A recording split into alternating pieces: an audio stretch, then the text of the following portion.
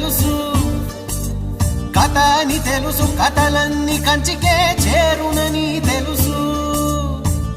తెలుసు తెర తొలుగుతుందని, తెలుసు తెల్లారుతుందని, తెలుసు ఈ కట్టె పుట్టుకుమంటదని, తెలుసు ఈ మట్టి మట్టిలో కలిసిపోతదని.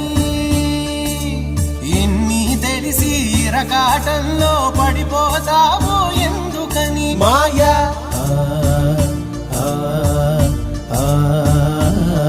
మాయా